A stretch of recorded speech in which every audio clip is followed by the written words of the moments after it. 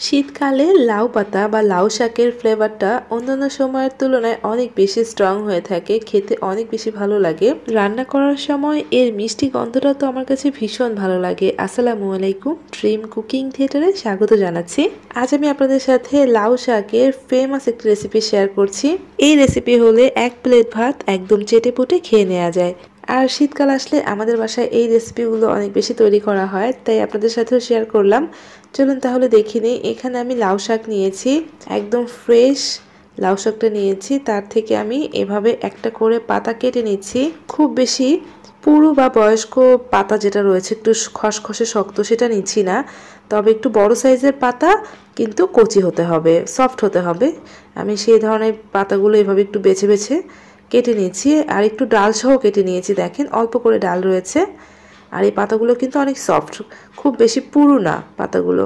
আর সবগুলো পাতা আমি একটা স্ট্রেনারে তুলে নিচ্ছি আর ধুয়ে পানিটাকে ঝরিয়ে নিচ্ছি। আমি 10টার মতো পাতা নিয়েছি। এদিকে আমি মাছ নিয়েছি, অবশ্যই ছোট মাছ নিয়েছি। এখানে বিভিন্ন ধরনের মাছ রয়েছে। মাছগুলোকে কিন্তু আমি খুব ভালো করে পরিষ্কার করে ধুয়ে নিয়েছি। এখন এর মধ্যে আমি পেঁয়াজ কুচি দিয়েছি, বেশ অনেকটা পরিমাণে পেঁয়াজ কুচি দিয়েছি। আর দিয়েছি কাঁচামরিচ। কাঁচামরিচগুলোকে আমি একদম ফেলে ফেলে দিয়েছি, এটা আপনারা স্বাদ মতো দিয়ে নেবেন। আর দিয়ে দিলাম পেঁয়াজ কলি, দিচ্ছি 1 চামচের মতো আদা বাটা আর 1 চা চামচ রসুন বাটা, দিয়ে দিয়েছি আধা চামচ জিরার গুঁড়া, লবণ দিচ্ছি অবশ্যই স্বাদ মতো দিতে হবে। আর দিয়ে দিয়েছি আধা চা চামচ ধনিয়ার গুঁড়া, দিলাম হলুদ গুঁড়া একটু বেশি পরিমাণে দিতে হবে, দিয়ে দিচ্ছি লাল মরিচের গুঁড়া খুবই অল্প পরিমাণে দিয়েছি, যেহেতু কাঁচা মরিচের পরিমাণটা বেশি দিয়েছি। 1/4 চা চামচ দিয়েছি আমি গরম মশলা গুঁড়া, খুবই অল্প পরিমাণে গরম মশলা গুঁড়া দিবেন। আর এখানে আমি 3 টেবিল চামচের মতো সর্ষের তেল নিয়েছি, আর সেই সর্ষের তেলটা পুরোটাই দিয়ে দিলাম। আমরা অনেকেই গুঁড়া মাছ বা এরকম ছোট মাছ এটা খেতে পছন্দ করি না, কিন্তু এই ছোট মাছে প্রচুর পরিমাণে ভিটামিনস রয়েছে। আমি হাত দিয়ে ভালোভাবে মাছটাকে মেখে নিচ্ছি। মশলাটাকে খুব ভালো করে হাত দিয়ে মেখে নিতে হবে। হাতে মাখা যে কোনো খাবারই নাকি খেতে অনেক বেশি মজা হয়ে থাকে। মাছ কিংবা মাংস যদি এভাবে হাত দিয়ে মেখে দেওয়া হয়, সেই রান্নার টেস্টটা নাকি অনেক বেশি বেড়ে যায়। এখন আমি এর মধ্যে 2 টেবিল চামচের মতো দিলাম সাদা তেল বা সয়াবিন তেল। আবার খুব ভালো করে মেখে নিচ্ছি, যাতে মশলাটা মাছের গায়ের সাথে খুব ভালোভাবে মাখা হয়। তবে খুব চাপ দিয়ে না, আলতো করে মেখে নেবেন, যেহেতু ছোট মাছ অনেক নরম হয়ে থাকে, এগুলো খুব সহজে ভেঙে যায়। তাই এভাবে হাত দিয়ে আলতো করে মেখে নিতে হবে। আর একটু সময় নিয়ে মেখে নিচ্ছি। দেখতে পাচ্ছেন মশলাটা কিন্তু খুব ভালো করে মাখা হয়ে গিয়েছে, মাছের সাথে একদম ভালোভাবে মিশে গিয়েছে। একটা সাইডে সরিয়ে রাখছি। একটা প্যান নিয়েছি, আপনারা যে কোনো ধরনের কড়াইতে সেট করতে পারেন। সামান্য একটু লবণ ছিটিয়ে দিলাম, খুব বেশি না, সামান্য পরিমাণে দিয়েছি। তারপর যে পাতাগুলো আমি কেটে নিয়েছিলাম সেগুলোকে ভালো করে ধুয়ে তারপর পানি ঝরিয়ে নিয়ে এসেছি। আর দেখেন আমি কিভাবে বিছিয়ে দিচ্ছি, নিচের দিকে একটার উপর একটা করে বিছিয়ে দিচ্ছি, একটু ছড়িয়ে দিয়ে দিচ্ছি। এতে করে মাছটা নিচের দিকে পুড়ে যাবে না বা নিচ থেকে সরে যাবে না। তাই আমি নিচের দিকে 5-6টার মতো পাতা এভাবে বিছিয়ে দিয়েছি। আর এটা কিন্তু খুব ভালোভাবে দিতে হবে। দেখতে পাচ্ছেন আমি চতুর্দিক থেকে এভাবে একটু সাজিয়ে দিয়েছি, আর নিচটা বেশ মোটা করে পাতা দিয়েছি। এখন যে মেখে রাখা মাছটা রয়েছে সেটা এই পাতাগুলোর উপরে ঢেলে দিচ্ছি। তারপর স্প্যাচুলা দিয়ে আমি মাছগুলোকে এভাবে একটু বিছিয়ে দিচ্ছি। দেখতে পাচ্ছেন কিভাবে বিছিয়ে দিচ্ছি, তবে পাতার নিচে যাতে চলে না যায়, মানে পাতা থেকে যাতে বেরিয়ে না যায়, ঠিক সেভাবে সেট করে নিতে হবে।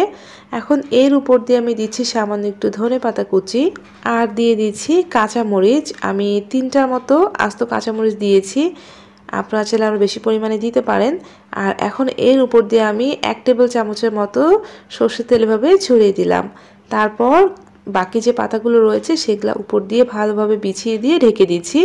উপরের দিকে পাতার পরিমাণ খুব বেশি দিতে হবে না, 3 থেকে 4টা পাতা খুব সুন্দর করে বিছিয়ে দিয়ে সেট করে নিলেই হয়ে যাবে। জাস্ট নিচের দিকে প্যানের মধ্যে আপনারা পাতার পরিমাণটা একটু বেশি ইউজ করবেন। আমি দেখতে পাচ্ছেন কিভাবে সেট করে নিচ্ছি, আর চতুর্দিকে একটু মুড়ে মুড়ে দিচ্ছি, যাতে ভিতরে বাতাসটা সহজে বেরিয়ে যেতে না পারে। হয়ে গিয়েছে। এখন আমি উপর দিয়ে আরও কিছুটা লবণ ছড়িয়ে দিলাম, তবে খুব বেশি না, অল্প পরিমাণে লবণ ছড়িয়ে দিতে হবে। এতে করে পাতা থেকে খুব ভালো পানি বেরিয়ে যাবে, আর পাতাটা খেতে খারাপ লাগবে না, অর্থাৎ লবণ সহ পাতাটা খেতে অনেক বেশি ভালো লাগবে। এখন ঢাকনা দিয়ে ঢেকে খুব ভালো করে মুখটা বন্ধ করে দিচ্ছি। তারপর চুলায় বসিয়ে দিলাম। চুলার আঁচটা একদম লো করে দিতে হবে, কোনোভাবে এই পর্যায়ে বাড়ানো যাবে না। একদম লো করে আমি কিছুক্ষণ রান্না করে নিয়েছি। দেখেন কতটা পানি বেরিয়েছে। আবারও ঢাকনা দিয়ে ঢেকে এবার চুলার আঁচটাকে বাড়িয়ে দিয়েছি যাতে পানিটা শুকিয়ে আসে। কিছুক্ষণ পরে দেখবেন যে পানিটা শুকিয়ে আসছে আর এর মধ্যে কিন্তু মাছ শাক সবই ভালোভাবে সিদ্ধ হয়ে গিয়েছে। দেখেন এখনো বেশ কিছুটা পানি রয়েছে। আমি স্প্যাচুলা দিয়ে একটু আলতো করে উঠিয়ে দিচ্ছি। দেখেন তেলটা কিন্তু বেরিয়ে গিয়েছে। আর এই কাজটা খুবই সাবধানে করতে হবে। আমি চুলার আঁচটাকে এখন একদম লো করে দিয়ে আবারও 5 মিনিটের মতো ঢেকে রান্না করে নিচ্ছি। 5 মিনিট পরে ঢাকনাটা খুলে দেখাচ্ছি। এখন কিন্তু পানিটা একদমই শুকিয়ে গিয়েছে, মাছ থেকে তেল বেরিয়ে গিয়েছে। আর অবশ্যই চুলার আঁচটা বন্ধ করে দিয়ে কিছুক্ষণ পরে এটা নামিয়ে নেবেন। তবে গরম গরমই নামাতে হবে, হালকা একটু ঠান্ডা করবেন, তাহলে পাতাটা এমনিতেই উঠে আসবে। দেখেন আমি আপনাদেরকে নামিয়ে দেখাচ্ছি। হালকা একটু ঠান্ডা হয়েছে আর তাতে কিন্তু খুব সুন্দরভাবে পাতাটা প্যান থেকে উঠে এসেছে, দেখতে পাচ্ছেন। আমি একটা সার্ভিং প্লেটে এভাবে নামিয়ে নিয়েছি। এরপর আপনাদেরকে খুলে দেখাচ্ছি। দেখেন ভিতরটা কত সুন্দর হয়েছে। আর পাতুরি কিন্তু অবশ্যই গরম ভাতের সাথে গরম গরম খেতে হয়, তাহলে খেতে অনেক বেশি ভালো লাগে। তো আপনারা কি এরকমভাবে ছোট মাছের পাতুরি তৈরি করেছেন কিনা অবশ্যই কমেন্ট করে জানাবেন। আমি একটু চেক করে দেখলাম মাছটা খুব ভালোভাবে সিদ্ধ হয়েছে আর লবণ মশলা খুব ভালোভাবে ঢুকে গিয়েছে। আমি আপনাদেরকে দেখাচ্ছি। দেখেন কতটা পারফেক্ট হয়েছে, দেখে কতটা ইয়ামি লাগছে, তাই না? এই ধরনের পাতুরি খেতে খুবই মজা, সেটা ছোট মাছ দিয়ে হোক আর বড় মাছ দিয়ে হোক। এক প্লেট গরম ভাতের সাথে এই পাতুরি হলে আর কোনো কিছুর প্রয়োজন হবে না। যারা গুঁড়া মাছ বা ছোট মাছটা খেতে পছন্দ করেন না তারা তো অবশ্যই একবার এভাবে পাতুরি বানিয়ে দেখবেন, খেতে অসম্ভব মজা লাগে। আর লাউ পাতা যেহেতু পাতুরিটা তৈরি করেছি, লাউ পাতার একটা দারুণ স্মেল মাছের মধ্যে চলে গিয়েছে, যেটা খেতে ভীষণ ভালো লাগছে। আশা করছি এই পাতুরি রেসিপিটা আপনাদের ভালো লাগবে, আপনারা বাসায় তৈরি করবেন। ভালো লাগলে প্লিজ রেসিপিটাতে একটা লাইক দিয়ে যাবেন, তার সাথে চ্যানেলটাকে সাবস্ক্রাইব করে প্লিজ আমার সাথেই থাকবেন। সবাই ভালো থাকবেন। আল্লাহ হাফেজ।